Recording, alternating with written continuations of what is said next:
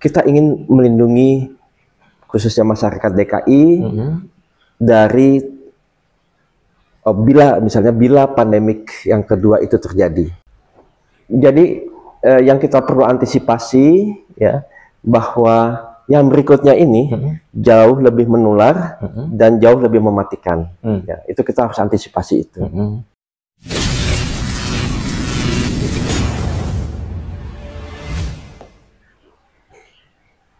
Assalamualaikum warahmatullahi wabarakatuh. Waalaikumsalam warahmatullahi wabarakatuh. Apa kabar teman-teman semua? Bertemu lagi dengan saya di channel ini. Saat ini saya sedang bersama seorang bakal calon wakil gubernur pada gelaran Pilkada Jakarta 2024 dari jalur independen, yaitu Bapak Kun Wardana Abioto. Apa kabar Pak? Kabar baik ya. Pak Maman juga sehat ya? Alhamdulillah Pak Kun sehat. Amin. Saya senang bertemu dengan beliau karena beliau ini orang yang sangat luar biasa. Seperti pada podcast yang sebelumnya, saya menyebutkan bahwa beliau adalah seorang pakar kuantum. Dengan kata lain, beliau adalah seorang ilmuwan ya Pak Kun ya.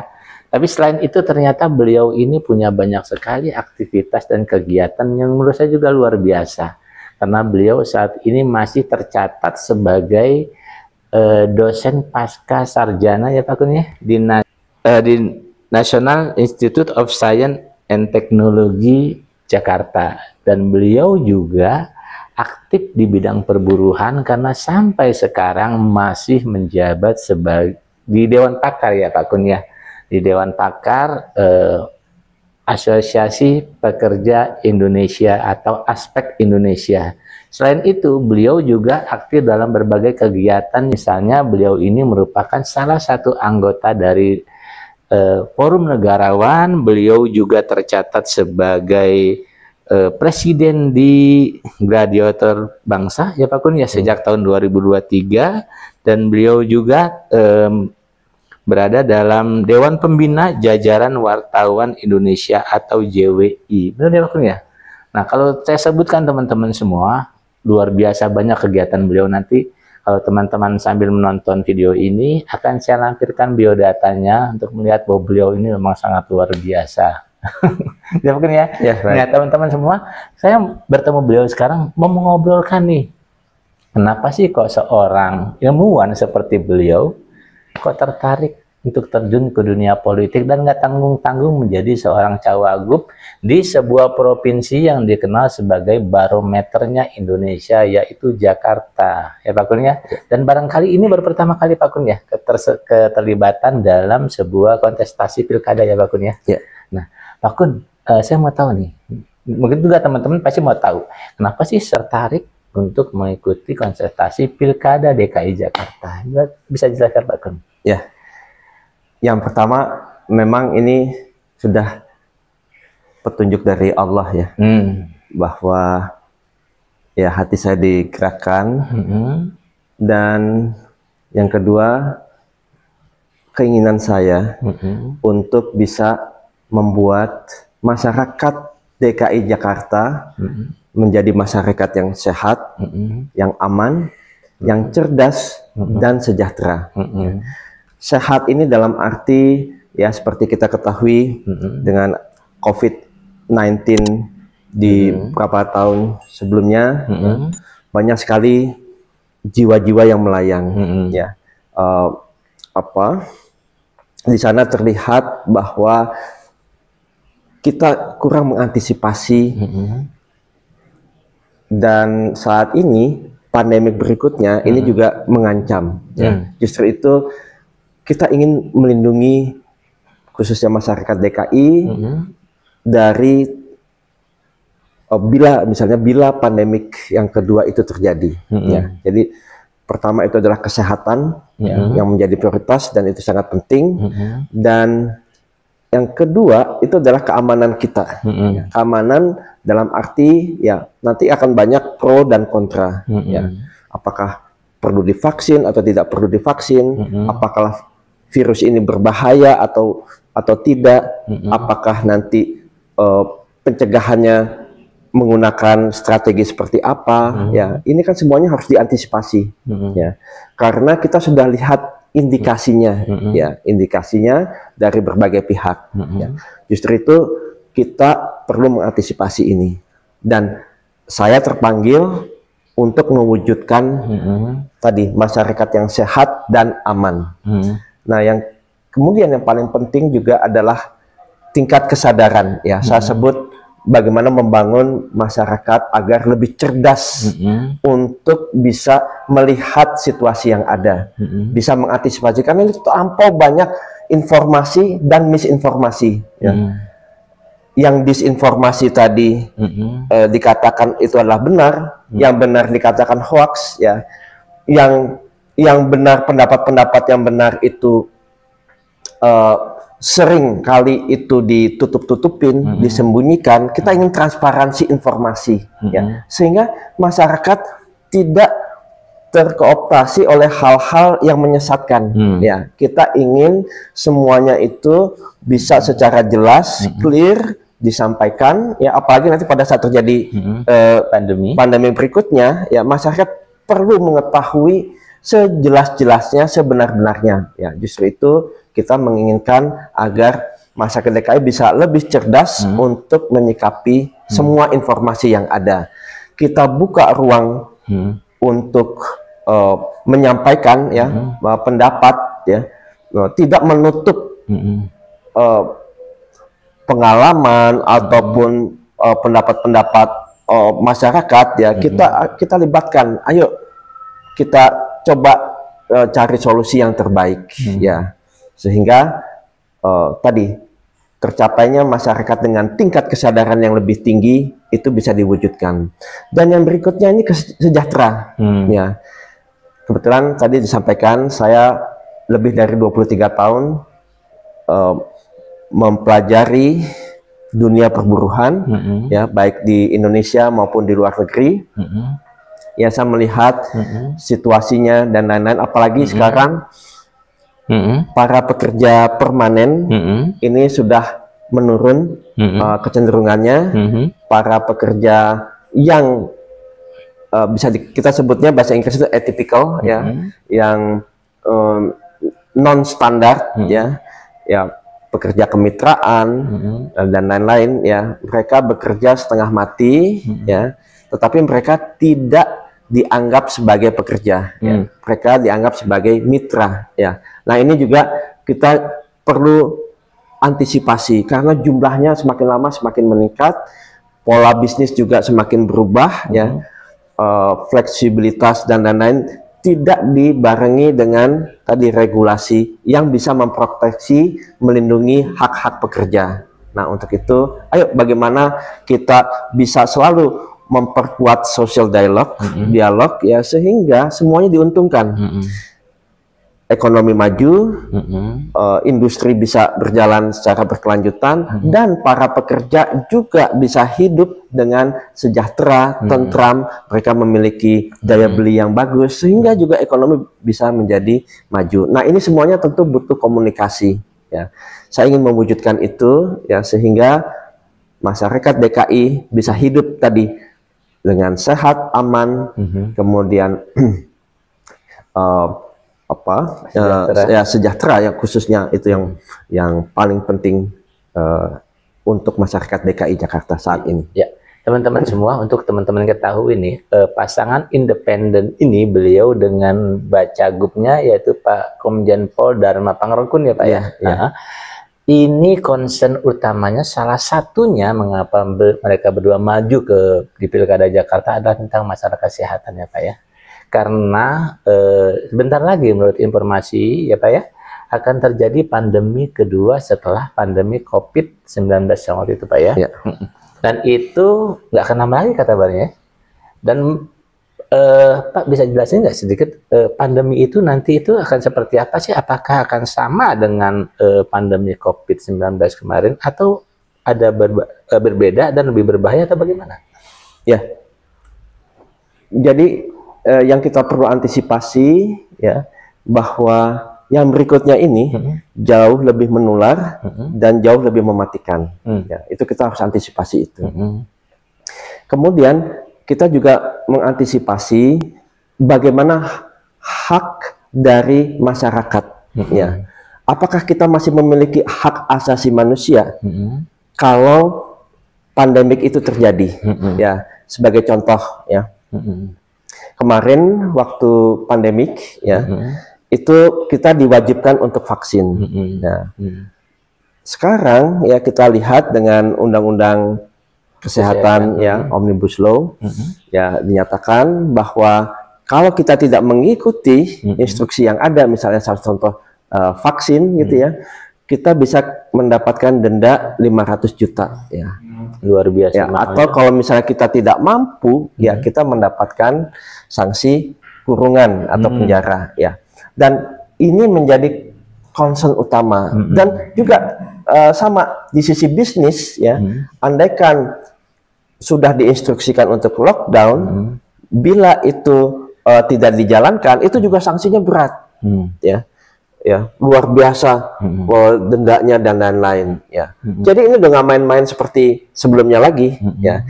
Pertanyaannya, ini kan kita memiliki hak asasi kita, ya, hak asasi untuk menentukan apa nih yang kita harus lakukan untuk pencegahan penyakit, ya. Kemudian misalnya ada yang meyakini bahwa kita tidak perlu divaksin, ya misalnya. Tetapi berdasarkan undang-undang ini tidak bisa. Jadi begitu sudah ada instruksi untuk semua divaksin, berarti semua akan divaksin. Nah, kemudian yang kedua mobilitas. Ya. Kita sudah tidak bisa lagi ya yang tidak divaksin, ya kita tidak bisa lagi bebas bergerak. Kita mau belanja ke mall, ya berarti harus persyaratannya divaksin. Ya kita mau sekolah, ya persyaratannya divaksin. Kita mau bekerja pun ya persyaratannya divaksin. Dan itu ada namanya diskriminasi, ya padahal ya di dalam ILO Core Labor Standard, ya konvensi ILO, ya itu dinyatakan ya kalau kita bekerja tidak boleh ada diskriminasi laki-laki dan perempuan, bahkan juga diskriminasi bila dia mendapatkan AIDS, ya penyakit AIDS, ya itu juga tidak boleh diskriminasi, ya apapun suku, ras dan lain-lain, ya. Sekarang kita ada diskriminasi, semua yang tidak mau divaksin, ya artinya dia tidak bisa bekerja, ya. Nah ini kan suatu hak asasi manusia yang dipotong, yang dihilangkan ya pada saat pandemi terjadi. Ya. Kemudian yang berikutnya, anak kita, orang tua kan ingin anaknya sehat. Kalau kita tidak yakin ya bahwa itu bisa menyembuhkan, ya kita pun tidak punya hak lagi ya. Kalau anak kita misalnya diwajibkan untuk vaksin, ya orang tua tidak bisa menolak. Nah, sekarang pertanyaannya begini, Kang Maman, AstraZeneca, ya pada saat itu dikatakan AstraZeneca tidak ada masalah, ya silahkan divaksin, ya ini kan informasi yang diberikan, ya. Padahal pada saat itu ya bisa dikatakan uji coba dari vaksin ini sangat terbatas waktunya, ya harusnya itu kan harus memenuhi persyaratan uji coba sekian tahun, ya. Nah ini dipaksakan untuk bisa diimplementasikan. Sekarang terbukti, ya sudah ada yang menuntut karena banyak kematian setelah disuntik, ya, dan AstraZeneca mengakui bahwa semua yang disuntik itu bisa mengalami pembekuan darah, trombositopenia, ya sehingga ini bisa berdampak bagi orang-orang yang disuntik. Bahkan AstraZeneca telah menarik produknya. Nah, pertanyaannya siapa yang bertanggung jawab? Ya, siapa yang bertanggung jawab atas ini? Apakah AstraZeneca sebagai produsennya, ataukah pemerintah kita yang menyampaikan bahwa ini tidak ada masalah, ya? Dan orang yang divaksin AstraZeneca jumlahnya cukup banyak, ya. Mereka juga khawatir, jangan-jangan dampaknya bukan jangka pendek tetapi jangka menengah atau jangka panjang. Ya, nah itu kekhawatiran mereka ini kan bisa menjadi permasalahan di jiwa mereka, ya, ketakutan akan efek tadi. Nah, inilah yang kita harus pikirkan. Makanya nanti ya kalau kita menjadi gubernur atau wakil gubernur, kita akan pastikan bahwa semua yang terdampak COVID kita akan ganti rugi. Ya, jadi konkretnya kita akan ganti rugi mereka-mereka yang menjadi korban, ya. Dan apabila mereka sudah divaksin, ya, khususnya tadi AstraZeneca, kita lakukan berbagai upaya untuk mereka bisa disembuhkan dari efek samping tadi. Ya.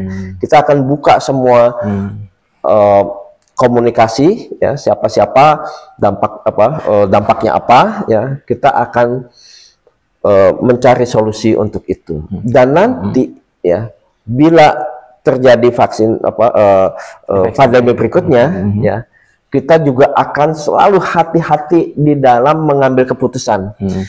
Kita tidak mau misalnya meniru negara-negara lain. Kita akan melakukan penelitian yang terbaik, ya, semuanya agar masyarakat aman. Ya, kita buka semua komunikasi, tidak ada penyensoran sama sekali. Tidak ada yang bilang pendapat ini salah kita sensor, enggak.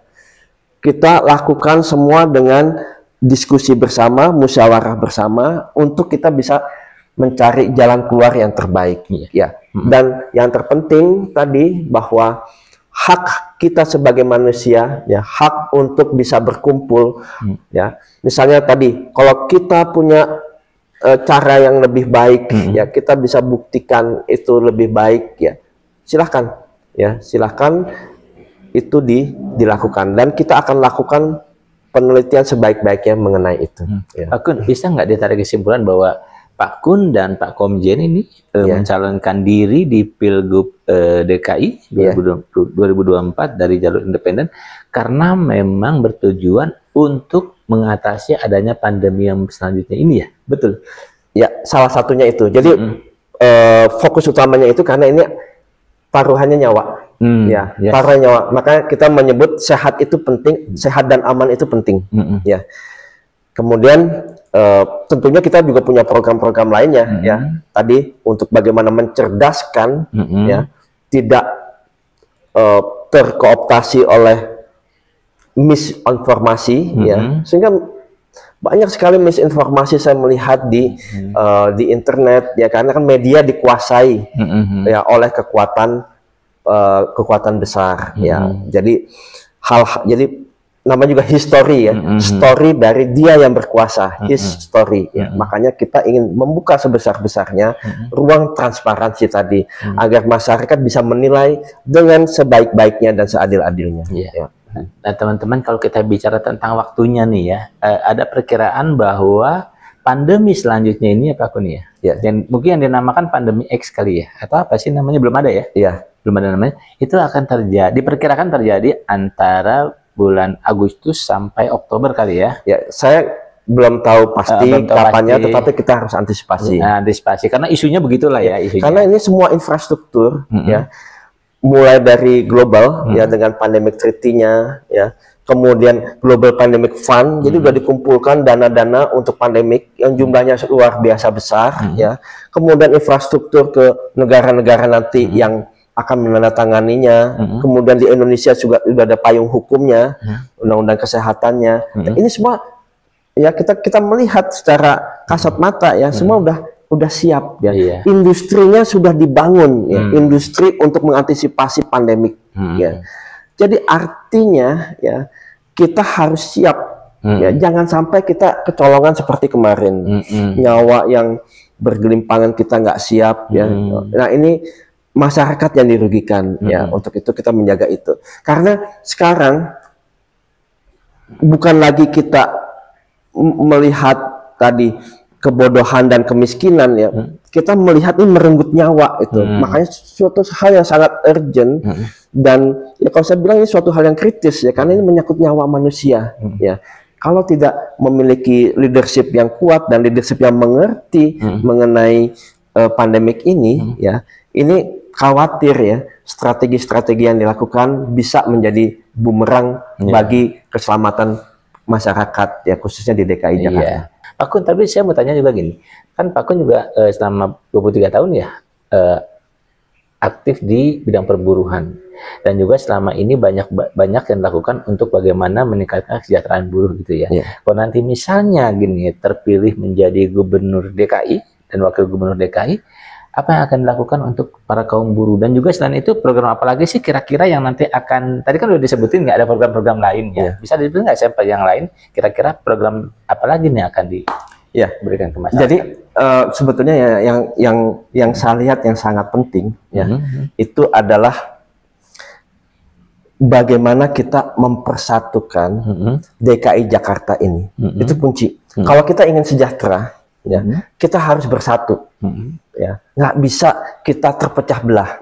Ya, saya lihat banyak berbagai komponen ya yang ya berusaha untuk ya tadi membangun eksklusivitas sehingga ini tidak menyatu satu sama lain. Nah, kita berusaha, ayo kita sebagai sesama manusia, mau itu ras ini itu kemudian mau dia jabatannya tinggi atau rendah, ayo kita bersatu membangun bersama. Kita adalah manusia, makhluk Allah ya, yang memiliki kekuatan dahsyat sekali, yaitu spiritual kita. Ya. Allah sendiri ya percikannya ada di dalam diri kita. Ayo kita bersatu bersama untuk kemajuan DKI Jakarta. Nah, kemudian bagaimana untuk meningkatkan kesejahteraan tadi? Persyaratan pertama itu bagaimana kita harus bersatu dulu. Ya. Kemudian setelah kita bersatu, ya paling tidak kita sebagai manusia, kita bersaudara satu sama lain. Tadi entah apa jabatannya, entah perannya sebagai apa, kita ini sebetulnya bersaudara. Begitu sudah bersatu, ya secara kalau kita telaah secara kuantum, sebetulnya apapun yang kita pikirkan, ya itu sangat mudah terjadi. Ya, tetapi kalau terpecah belah, ya vibrasi positif, vibrasi negatif, ya ini akan saling meniadakan. Tetapi kalau semuanya positif, ya ini akan melompat, kita akan melompat menjadi suatu kekuatan yang dahsyat. Kemudian yang kedua, ya bagaimana bisa kita bermusyawarah? Ya, sebenarnya semua ini ada di Pancasila. Ya, bagaimana kita bisa bermusyawarah secara baik ya. Tentunya pintu-pintu kanal-kanal komunikasi itu penting. Jangan dihambat sama sekali. Ya, ada yang berperan sebagai pekerja, ada yang berperan sebagai pengusaha, sebagai regulator atau pemerintah. Ayo kita galang ke musyawarah yang betul-betul murni dari hati, ya, bukan palsu, bukan hanya di mulut, tapi betul-betul dari hati, agar kita bisa semuanya win, ya, win, ya, ketiganya win, ya.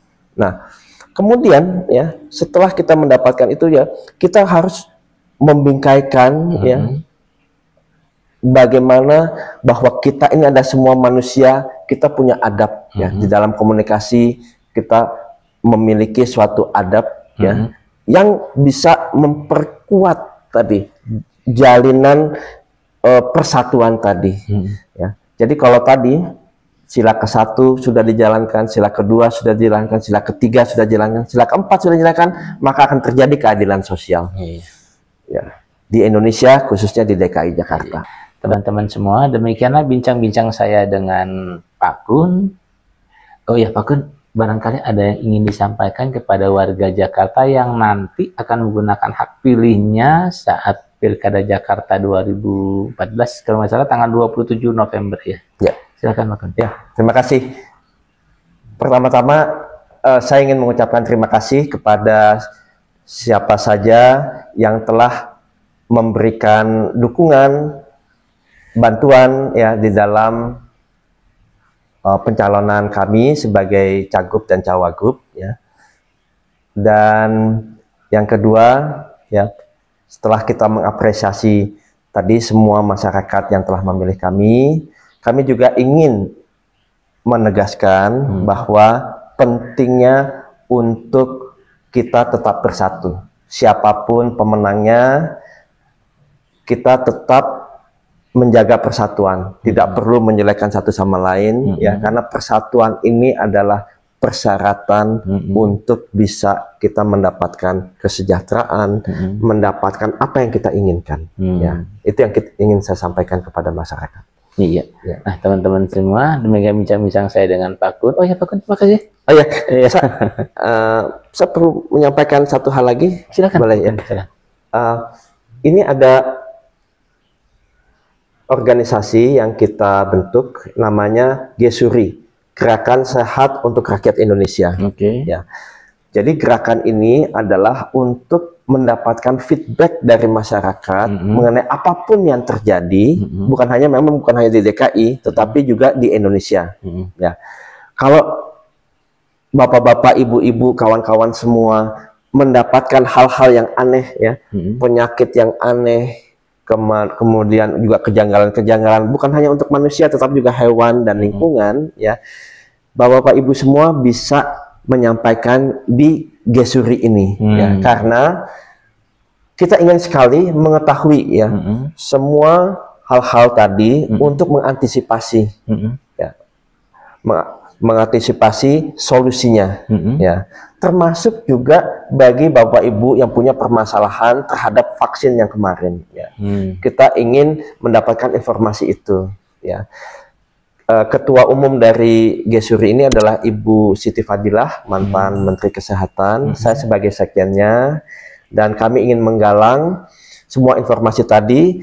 Tujuan kami adalah untuk mencerdaskan masyarakat, meningkatkan kesadaran terhadap kesehatan, meningkatkan kesadaran untuk mengantisipasi pandemik berikutnya.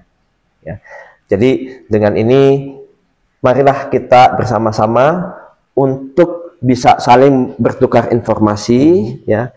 Tujuannya adalah untuk masyarakat semuanya, untuk menyelamatkan jiwa dan raga dari masyarakat Indonesia dan khususnya DKI Jakarta. Pak Kun, kalau nanti ada masyarakat yang ingin menyampaikan informasi atau menyampaikan keluhan ke Gesuri, itu bisa menghubungi ya, nanti ada nomor handphone, nomor WA, dan juga alamat email yang bisa nanti dijadikan untuk komunikasi. Oh, ada ya nomornya. Oke, teman-teman, demikianlah podcast saya, bincang-bincang saya dengan Pak Kun. Kita bertemu lagi pada podcast yang selanjutnya. Assalamualaikum warahmatullahi wabarakatuh. Waalaikumsalam warahmatullahi wabarakatuh.